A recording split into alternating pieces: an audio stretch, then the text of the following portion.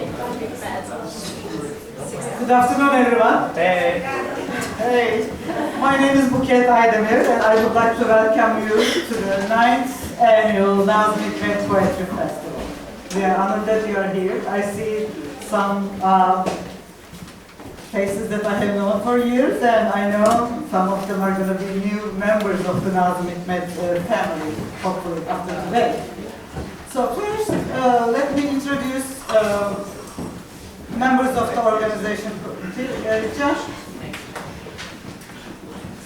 Yeah, my name is Buket Aydemir. Pelin Balı and Birgül Tuzlalı. They've been with the festival from the beginning, so 9 years, almost 10 years. Richard joined us soon after that. Most of you know him. He brings a lot of energy and different angles to the festival. And we are delighted that this year we have Ezgi Üstündağ, and Esra Udun Mason joined us. New ideas, new connections. Again, we are hoping that we will have the festival growing in the right direction in the upcoming years. This festival is organized by the American Turkish Association of North Carolina. I have been a long-time member of the organization.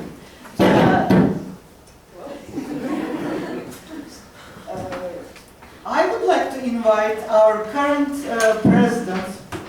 I apologize. We had so many technical difficulties today.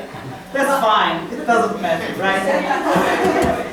Let's invite ATSC's current president, Jennifer Özgür, to the stage.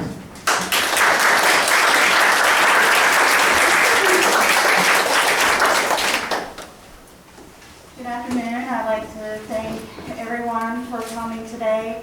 ATNC made its home in Cary in December of 2007, and we worked very hard to establish a working relationship with the city to bring you this poetry festival and other events that we'd like to talk about today. One being the Children's Day Festival that's going to take place April 22nd at Baum Park. We also have other events that we hold throughout the year. One, to bring together the diaspora that is here in North Carolina. That's a Turkish community that has developed, who made North Carolina their home. We also are here to introduce the culture to the North Carolina community, and we're just very happy to have you here. And you can find us at atnc.org. And lastly, I would just like to thank all of the volunteers who have put this festival on today. It starts basically tomorrow to plan this, and they've done a phenomenal job, and I really do hope that you enjoy the program today.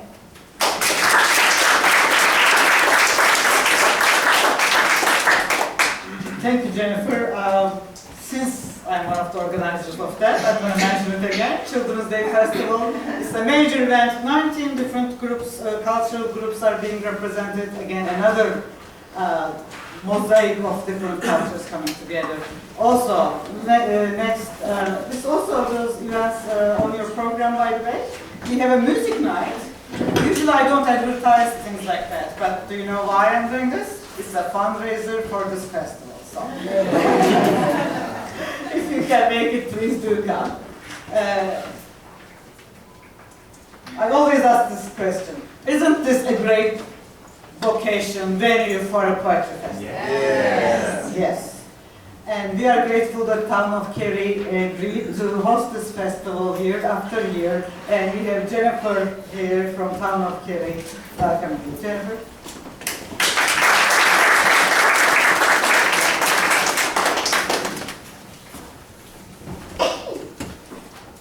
Hello everybody, welcome on behalf of the Town of Cary Parks, Recreation and Cultural Resources Department. We're so glad to have you here today. I'm Jennifer Hawken, I'm the program specialist here at the Page Walker, and we're so glad that you find us to be a good venue for an event like this. We think we are as well. It's a place where arts and culture, poetry, history all come together. We are pleased to host it. This is the 9th annual Nazım Hikmet Poetry Festival, produced by the American Turkish Association of North Carolina. In partnership, we've been recognized, but want to make sure that the Duke University Global Education Office, North Carolina Poetry Society, Polish American Club, the Triangle, and Polish Market. The festival, of course, would not happen without the hardworking members of the Turkish Association and all the hours, blood, sweat, tears, money, everything that they put into this event. And it's been mentioned to come over to Bond Park next Saturday, or not next Saturday, the week after that, to enjoy the Children's Day Festival. I'll be there with my kids, and I think that everybody will have a really good time celebrating different cultures. So thank you all for coming here today. I hope you enjoy the program, and we'll see you back at many more Town and Cary programs. Thank you, Jennifer. As Jennifer mentioned, the festival has been, over the years, supported by Duke University Global Education Office. Specifically, they have a program, Duke in Istanbul, that has been a great support of the program. And of course, North Carolina Poetry Society. We are so happy that we have an excellent relation with them. We hope that it will continue in the years coming. So every year although the festival is dedicated to Nazım Hikmet, since I'm Turkish, it's important to me that it's dedicated. But there are so many international poets that needs to be recognized. So we are focusing on a different poet every year. Last year it was Ruby, so we had relations with the Persian community in the area. This year, we are so glad that members of the Polish American Club joined us so that we could put together an excellent program. Also, we approached Polish Market and they said they will sponsor. I was expecting a bag of cookies. Grateful for that. They provided a lot more than that. So we are truly happy that they are supporting us.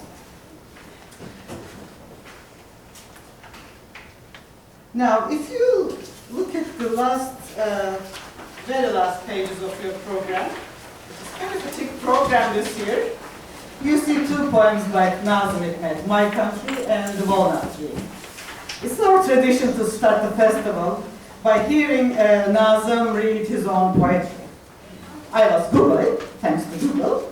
I realized that there are now video recordings of him reading his own poetry.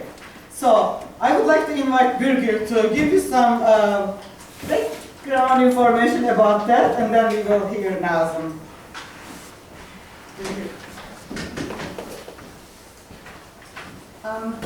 By now, I think all my friends in the poetry community and beyond know that I'm such a huge fan of Nazım, to the point that I really did read all of his life and then come across many information about him.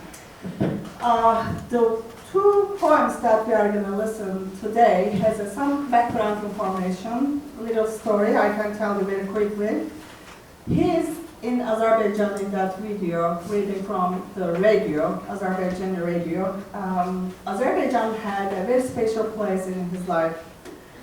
When he was in Baku, Azerbaijan, for the first time, he was only 18 years old, and young, passionate Nazım in 1920 and his lifetime friend Vanlu crossed the border to Azerbaijan, yes, and made their way to Moscow, attracted by the Russian Revolution and its promise of social justice. That's how their journey started.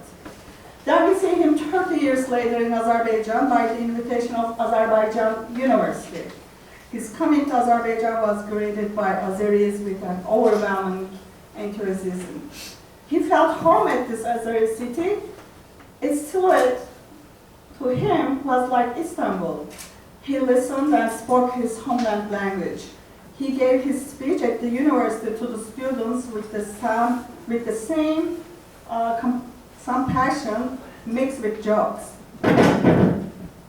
He says that he was telling the students that they tell me I'm so yakshi. Yakshi means beautiful. Usually it's used for beautiful people, beautiful girls.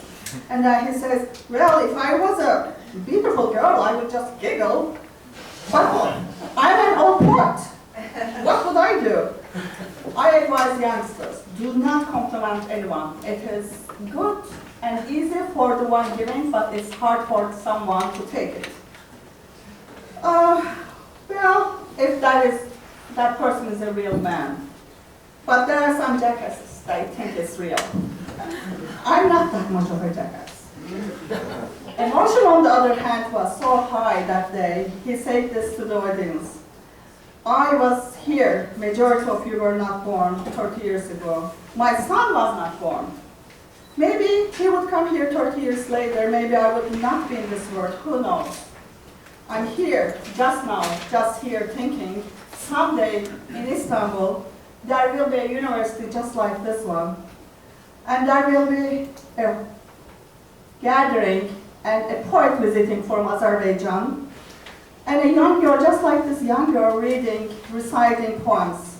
Our president too will be sitting in that hall. And just like how Azerbaijanis open their arms with such passion, they will welcome to that Azerbaijani poet as well. I have one wish from that poet. Nazım came to us too, he should tell. We welcome him like our own brother, and we taught him a lot. Now we came here to show you the same. He should not forget to give this message, Nazım says, and give my greetings to that poet, because I couldn't reunite with my homeland, but he will.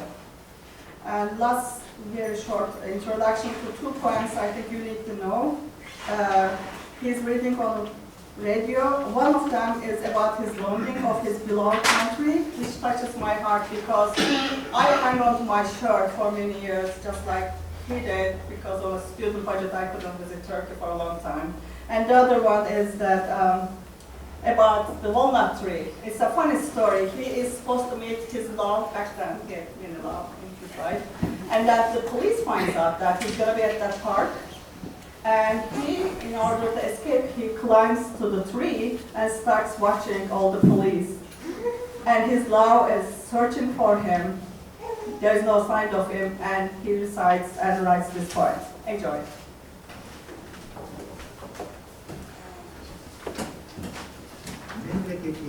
Memleketim, ne kasketim kaldı senin orayışın, ne yollarını taşımış ayakkabım, son imtihanım da sırtımda paralandı çoktan Şile bezinden. Sen şimdi yalnız saçının akında, infarktında yüreğimin, alnımın çizgilerindesin memleketim, memleketim, memleketim. Ben hepsi bu kadar diyorum ama aslında hepsi bu kadar değilmiş. Bizim Kırklareli'deki çalışan arkadaşlar bize şiir okudular. Tabii onlara şiir okudum, size şiir okumuş olacağım. Efendim bir de reklamını yapayım biliyor musunuz? Bu şiirler, okuyacağım şiirler benim. Bu sizin Azerbaycan dergisinin 9. sayısında çıkmış. Bak şimdi göstermiş. Alın bakalım bu dergiyi okuyun. İçinde çok güzel şiirler var. Benimkiler bir güzelleştiren, tercüme eden bizim Resul Rıza fevkalade tercüme etmiş. Çok da sevdiğim bir şair zaten. Azerbaycan dili malum ya dünyanın en güzel dillerinden biri. En kötü şiir bile sizin dilde daha güzel. Şimdi okuyayım. Bir tanesi efendim ceviz ağacı. Başım köpük köpük bulut, içim dışım deniz. Ben bir ceviz ağacıyım Gülhane Parkı'nda. Budak budak, şerhan şerhan, ihtiyar bir ceviz. Ne sen bunun farkındasın, ne polis farkında. Ben bir ceviz ağacıyım Gülhane Parkı'nda. Yaprakların suda balık gibi kıvıl kıvıl. Yaprakların ipek mendil gibi tiril tiril. Koparıver gülüm, gözlerinin yaşını sil. Yaprakların ellerimdir. Tam 100.000 elim var. 100.000 elle dokunurum sana İstanbul'a. Yaprakların gözlerindir. Şaşarak bakarım. 100.000 gözle seyrederim seni İstanbul'u. 100.000 yürek gibi çarpar, çarpar yaprakları. Ben bir ceviz ağacıyım Gülhane Parkı'nda. Ne sen bunun farkındasın, ne polis farkında. Buradan sizin stüdyonun sesi Şekil bana işaret ediyor, bir tane daha oku diye. Boyu biraz kısa ama buradan görüyorum. Boyun kısa olacağını. I don't know if you were able to read it, but in between too, he doesn't forget to compliment the translator and also Azerbaijani language. The language is so good that everything sounds good in Azerbaijani language. So, let's start our program.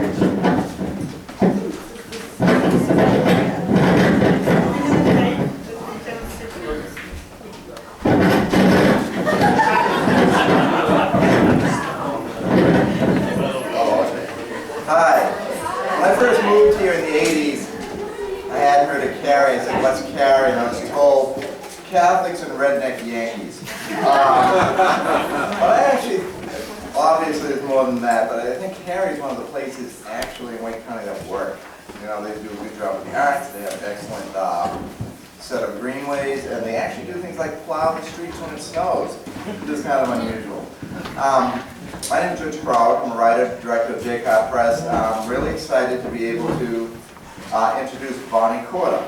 I have all kinds of dirt I could tell about it, but I won't do that. You know, Bonnie's from Lynchburg, Virginia.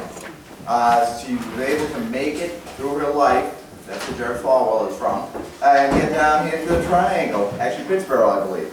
Bonnie's the winner of this year's 2017 Laureate Award from the North Carolina Poetry Society.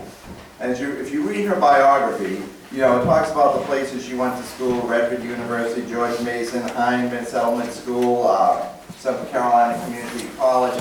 But her education as a writer didn't stop at that. We've been running workshops in conjunction with the Hickman Festival at the Turkish House for years now, where we bring in writers. For example, this past fall we had Pulitzer Prize winner Stephen Dunn. And Bonnie has been a consistent participant in those workshops. You know, learning, continuing to learn. She goes to the gathering of poets that we host every April in Winston-Salem. And I think her winning this award is a testament to someone who shows that you in fact never stop learning how to write poems to keep on. So let's hear it for Bonnie.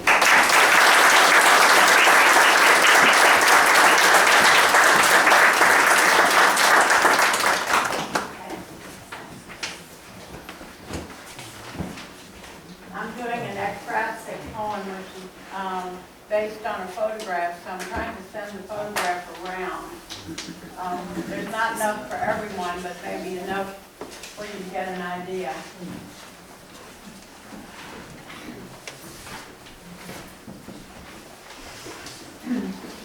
I'm very happy to be here today. I've enjoyed this event many years, coming as a guest in the audience. And I'm especially honored to be here today when Zimborska is going to be honored, because I'm Polish by marriage. And thinking about my husband. It's always a little bit interesting to know how a poem came to be written. And this has an interesting story behind it. I came to one of my classes, among other places, Richard has identified that I'm definitely a student poet.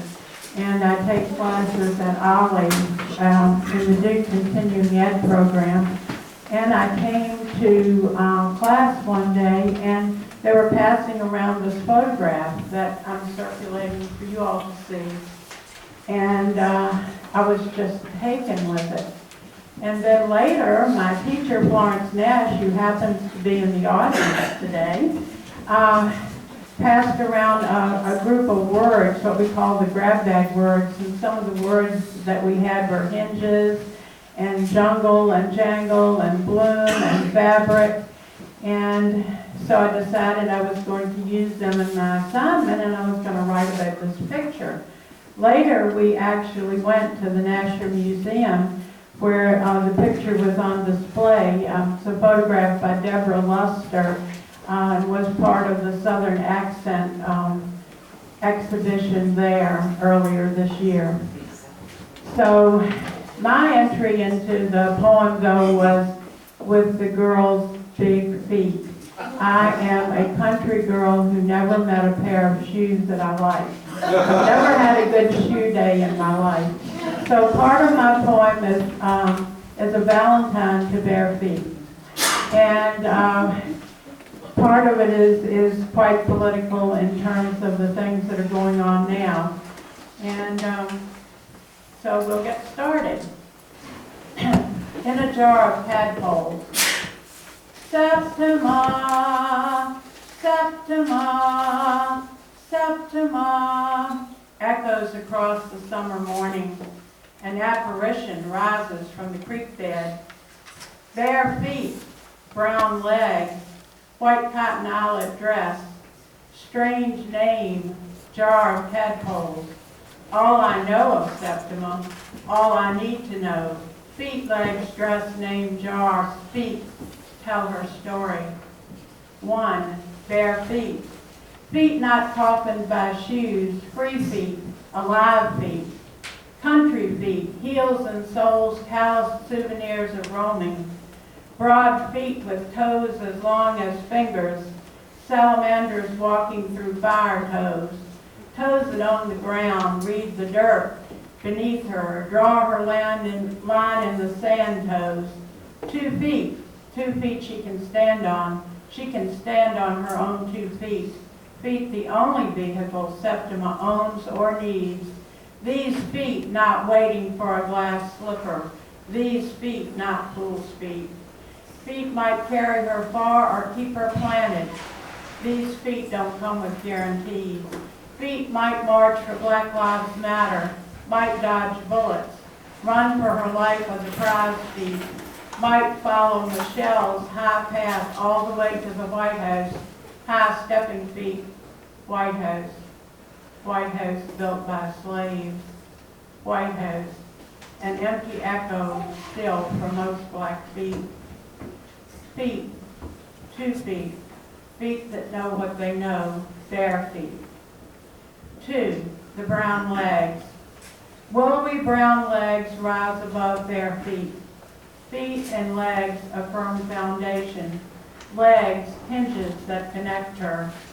Legs for sashaying fancy dresses. Legs for swaying to music. Legs to wrap around a lover. Legs to support a billowing belly. Legs bent in prayer night and morning. Legs for shimmying up a South Carolina flagpole, bringing down a symbol of oppression. Legs, ladders to rise up on. The white cotton eyelet dress ruffles over Septima, kisses her legs with summer. White cotton, the fabric of her life before and beyond fabric. Cotton, the tender white blossom that broke great-grandmother's back. Cotton split her hands wide open until her blood fed the ground cotton sucked the sugar out of. But the plant that punished could not suck the sugar out of her. She who did not own herself, the dress she wore or her name, who did not own her children or the right to say yes or no with her body, owned her dreams. Dreams perhaps of Septima all these years later. This girl who owns her dress and the land she stands on, if only for this moment she owns it to stand on it, dream on it. This girl who owns the right to say yes or no with her body covers her nakedness with a white dress. A jungle of flowers, blooms lies up and down her body. The false promises of graduations and baptisms and weddings whitewash this story, but the cut-out eyes and the pattern see the truth and tell it. Free black flesh rising up from the black dirt that once grew this white cotton dress, wrinkled with knowing this dress, the fabric that will swallow future generations, white cotton. Strange name, she who owns herself and her name could be called Malika or Tanisha or Sheena, African names for modern girls. Instead, she goes by Septima, a slave's name, a number. Septima, the 7th one. The lucky one, perhaps, blessed and cursed with second sight, named by her grandmother for her grandmother's grandmother. This woman carries her gift of prophecy, her truth in a jar of tadpoles. The jar of tadpoles. Mason jar, creek water, black creatures swimming for their lives, black men running for their lives, jailed in jars, jarred in jails, jar jails, jarring jails, second promise, grandfathers, fathers, brothers, husbands, lovers, sons, stopped up and suspended, and those of the lucky ones holding on during this ongoing season of slaughter, while Trayvon and Tamir and Eric and Freddie, just names in a never-ending litany of shameful loss. Worst is yet to come, Septima's grim prophecy. Endangered frog songs stifle inside this jar of tadpoles. Septima dances alone, looks beyond, only her reflection caught in the jar.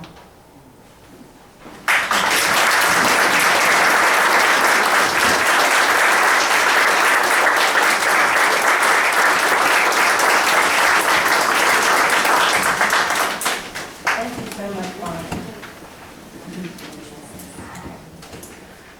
Hello, everyone. My name is Melissa Hazard. I am the submittable manager for the competition, and I just thought you might like to, we thought you'd like to know a little bit about this piece of the festival, which is the poetry competition. This year, our poetry competition received 175 submissions. Of these, many came from North Carolina poets and poets across the country, but also 13 countries were represented internationally, including Turkey, India, Ireland, the UK, Nigeria, United Arab Emirates, Canada, South Africa, and the Netherlands. The first phase of the competition is our preliminary reading phase. We employ 7 poets of noted acclaim, each with at least 2 books published, university and well-published poets, including NEA and Covey Common Fellows. And this is a rigorous reading process. Each of our preliminary readers are instructed that all 3 poems must be winning poems. So with that, the submissions are read by 3 or more of our preliminary readers. They're given approximately 3 weeks to read and come to their decisions. And at that time, our long list is handed over to our esteemed final selection committee. This year, 18 poets out of 175 made it to this round. Along with our winners and our honorable mentions, I'd like to recognize the poets who were part of our long list and the final selection process. And their names are Chris Abbott, Jonathan Anderson, Barbara Conrad, Deborah Grace, Ayla Goktan, Arzu Karada, A. He Lee, Antonio Lopez, Diana Pinckney, and Noah Stetsi. Our final selection committee takes great care deliberating and conferring over the finalist work over a span of several more weeks, and this is also a strenuous process. Our selection committee is a group of scholars and writers who care passionately about the festival and poetry, and this can be an impassioned part of the process, and I'd like to introduce them to you. If you're here, please stand up. Greg Dawes is a distinguished professor, Department of Foreign Languages. Greg has been with the festival since its beginning, since the first day. So we welcome you, Greg. Erdal Goldsnar, there for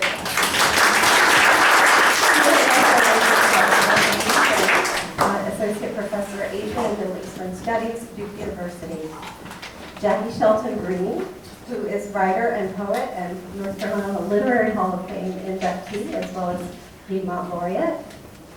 Rachel Richardson is an NEA Fellow and a Wallace Stegner Fellow, and she's out in California.